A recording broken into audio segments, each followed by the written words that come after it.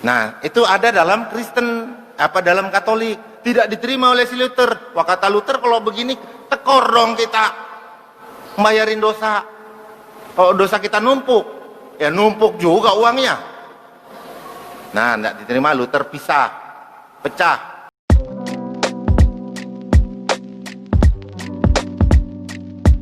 Assalamualaikum, selamat datang kembali di channel ini. Kali ini kita akan membahas satu ustadz lagi yang ngaku katanya, yaitu Ali Mustafa. Memang ini orang tidak terlalu terkenal, tapi banyak banget jelek-jelekin Kristen nih guys. Jadi kita wajib dan berhak untuk meluruskannya. Kita mesti luruskan yang begini nih guys. Kan hanya meluruskan, bukan menyerang dia. Menurut Ali Mustafa ini, gereja Protestan tuh ada karena Martin Luther protes ke gereja Katolik mengenai surat indulgensia. Apa itu surat indulgensia? Surat indulgensia adalah surat yang kita beli supaya dosa kita diampuni. Jadi menurut dia, karena nanti takutnya Martin Luther tekor duitnya karena dosanya banyak, bayar terus tekor nanti. Jadi dia lebih baik keluar dari gereja Katolik dan mendirikan gereja Protestan. Nah, ini sejarah ngaco, sejarah ngawur atau sejarah bohong yang disampaikan Ali Mustafa. Tidak ada sama sekali tercatat di dunia ini bahwa ketekoran dalam membayar surat indulgensia yang menjadi penyebab dari Martin Luther keluar dari Katolik. Kita langsung aja dengar ya videonya ya. Katolik. Nah, itu termasuk si Luther tadi di situ. Tapi dia tidak terima dengan penebusan dosa yang pernah saya ceritakan dulu Pak. Tuh, nebus dosa, ya bayar, saya kasih kwitansi, nanti masuk di liang lahat, malaikatnya tanya, udah nebus dosa belum? Sudah, mana buktinya? Nih, tuh kwitansi tadi. Begitu Pak. Nah, itu ada dalam Kristen, dalam Katolik, tidak diterima oleh si Luther. Wah, kata Luther, kalau begini tekor dong kita bayarin dosa. Kalau dosa kita numpuk, ya numpuk juga uangnya. Nah, tidak diterima, Luther pisah, pecah. Sudah dengar kan? Bukan saya loh yang ngomong loh ya. Yang ngomong bapak ini katanya Luther takut tekor nanti kalau bayarin dosa-dosanya banyak. Makanya dia keluar, pecah, jadilah gereja Protestan. Nah, ini sejarah yang keliru guys. Ini sejarah yang tipu-tipu, yang tidak pernah terjadi sebenarnya. Tapi dikarang bebas sama Ali Mustafa. Lalu bagaimana sebenarnya sejarah yang sebenarnya? Setidaknya ada dua perspektif mengenai ketidakterimaan Martin Luther mengenai surat indulgensia. Saya akan bahas yang pertama terlebih dahulu. Yang pertama, kenapa Martin Luther protes mengenai surat indulgensia? Itu karena adanya penyalahgunaan surat indulgensia ini untuk kepentingan pribadi. Untuk kepentingan dirinya sendiri, ada tokoh-tokoh agama tertentu pada waktu itu menggunakan itu sebagai alat dipakai untuk kepentingan pribadi. Apa saja penyalahgunaan surat indulgensia? Penyimpangan yang terjadi sehubungan dengan pelaksanaan ajaran indulgensi. Inilah yang mengundang protes Martin Luther. Dalam 95 tesis yang diletakkan di pintu gereja tersebut, tak lama setelah Tetzel datang, di tesis nomor 27 Luther memprotes pantun Tetzel, dan tesis nomor 50 dan 86 memprotes pembangunan Basilika Santo Petrus. Nah, ada apa dengan dua kasus ini? Ternyata dua kasus ini terjadi penyalahgunaan indulgensia guys pada waktu itu. Yang pertama mengenai pantun Tetzel. Tetzel ini membuat sebuah pantun yang memang dapat disalahartikan karena berbunyi seperti ini. Begitu terdengar bunyi koin emas di kotak, bangkitlah jiwa menuju surga. Wah, ngeri kali gengs. Apakah dengan kita memberi sumbangan ke kotak-kotak amal dan lain sebagainya akhirnya membuat kita selamat menuju surga? Ya jelas enggak. Ini sudah salah dan ini merupakan penyimpangan. Tapi kita nggak tahu apa maksudnya Tetzel. Tapi inilah yang diprotes Martin Luther. Bukan karena Martin Luther tekor gengs. Maka kesannya seolah-olah orang yang didorong untuk menyumbang supaya dapat masuk surga atau jiwa-jiwa orang yang telah meninggal yang mereka doakan langsung akan dapat masuk surga. Ini tidak sesuai sebenarnya atau penyalahgunaan. Yang kedua mengenai gereja Santo Petrus, Paus Leo X 1513 1521 memberikan indulgensi kepada orang-orang yang memberikan sumbangan untuk pembangunan gereja Santo Petrus.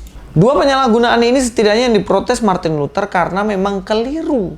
Orang diampuni dosa bukan karena Anda pergi ke gereja memberi sumbangan yang besar ke gereja dan lain-lainnya. Kalau model begini ya itu sama aja kayak kita membeli keselamatan gitu. Sedangkan siapa manusia dunia ini yang bisa membeli keselamatan? Kan nggak ada. Dua hal ini yang diprotes oleh Martin Luther. Setidaknya dari sudut pandang Katolik. Lalu dari sudut pandang Kristen sendiri apa sebenarnya mengakibatkan Martin Luther ini pada akhirnya menentang surat indulgensia?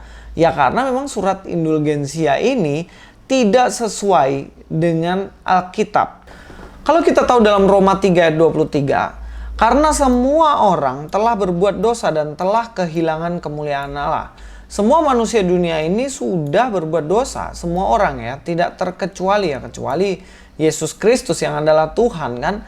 Tapi semua orang itu berbuat dosa, entah presiden kah, menteri kah, bupati, gubernur, semuanya punya dosa. Bahkan pengemis pun pinggir jalan, semua berbuat dosa. Dia kaya, dia miskin, semuanya memiliki dosa. Dalam Roma 6 ayat 23, sebab upah dosa ialah maut. Semua yang berbuat dosa tentunya hukumannya adalah maut, pasti akan mati. Mati di neraka, disiksa di neraka. Tetapi, dikatakan di sini ada kata tetapi, karunia Allah ialah hidup yang kekal dalam Kristus Yesus Tuhan kita. Karunia Allah sungguh kekal. Atau keselamatan yang diberikan Allah sendiri itu yang membuat kita masuk surga. Bukan karena beli surat tadi, gengs. Nah, apa yang dimaksud dengan karunia ini? Dengan cara apa Tuhan menyelamatkan manusia? Yaitu dengan Matius 1 ayat 21. Ia akan melahirkan anak laki-laki dan engkau akan menamakan dia Yesus. Yeshua HaMashiach, karena dialah yang menyelamatkan umatnya dari dosa mereka. Umatnya di sini ya semua orang yang percaya kepada Yesus itu umatnya. Pasti diselamatkan dan mendapat pengampunan dosa. Itulah kenapa surat indulgensia ini tidak cocok sebenarnya dengan Alkitab sebab bertentangan. Kalau indulgensia memang menurut klaimnya katanya surat indulgensia ini yang diampuni adalah akibat dari dosa. Misalnya punya dosa, dosanya setahun 2 tahun akan masuk ke api penyucian. Nah, api penyucian inilah dosa yang disitulah yang disembuhkan atau yang diampuni. Bukan mengenai keselamatan ini. Tapi dalam Kristenan memang tidak percaya adanya api penyucian, guys. Itulah perbedaannya. Keselamatan hanya ada dalam Yesus saja, tidak ditambah-tambah. Ditambah surat indulgensia, ditambah perbuatan baik dan lain-lain. Tidak ada. Itu semuanya, perbuatan baik dan lain sebagainya itu sebagai ungkapan bersyukur dan terima kasih kita kepada Tuhan. Sebagai bukti kasih kita kepada Tuhan. Dalam 1 Petrus 2 ayat 24 dikatakan ia sendiri telah memikul dosa kita di dalam tubuhnya di kayu salib. Dosa kita diampuni ketika Yesus disalibkan. Dosa kita ikut tersalib di situ dan kita diampuni karena itu. Supaya kita yang telah mati terhadap dosa hidup untuk kebenaran, oleh bilur-bilurnya kamu telah sembuh. Jadi hanya satu cara dalam pengampunan dosa, yaitu melalui Yesus Kristus. Dan yang lebih penting lagi, kita tidak perlu membayar apapun, membeli apapun untuk keselamatan itu. Sebab dalam 1 Korintus 6 ayat 19-20 dikatakan, sebab kamu telah dibeli dan harganya telah lunas dibayar. Perhatikan, lunas bayar. Karena itu muliakanlah Allah dengan tubuhmu. Kita sudah dibeli lunas, dibayar lunas. Kalau lunas berarti tidak berhutang ya. Kalau lunas berarti tidak ada cicilan lagi. Tapi di sini lunas. Sehingga karena kita sudah lunas, dibayar itu, tidak perlu ada yang kita bayar lagi. Dan yang kedua, kita harus memuliakan Tuhan melalui tubuh kita. Nah, disinilah letak perbuatan baik, beramal, mengasihi orang lain. Yaitu supaya Tuhan dipermuliakan melalui perbuatan baik kita. Tapi dosa kita diampuni di hadapan Tuhan. Lalu bagaimana dengan dosa-dosa yang sudah kita lakukan dan akan terus kita lakukan? Karena kita manusia lemah. Ya kita harus mohon ampun kepada Tuhan kita. Bukankah dalam 1 Yohanes 1 ayat 9 dikatakan, jika kita mengaku dosa kita maka ia adalah setia dan adil sehingga ia akan mengampuni segala dosa kita dan menyucikan kita dari segala kejahatan. Martin Luther pada akhirnya memprotes dalil yang tidak sesuai dengan Alkitab ini, makanya ada satu aliran lagi yaitu Protestan, dan itu pengikutnya yang memberi nama, bukan dirinya, yang artinya kembali ke Alkitab, pro kepada perjanjian atau back to the Bible. Sebab memang bagi Martin Luther tidak sesuai ajaran mengenai surat indulgensia ini. Jadi bukan karena Martin Luther tekor duitnya ya guys ya. Sekali lagi nggak usah percayalah sama kebohongan-kebohongan ustadz abal-abal beginilah. Kita belajar sepenuhnya melalui sejarah yang memang resmi dan terjadi, bukan yang tipu-tipu. Luis Prasetyo sini, God be with you all.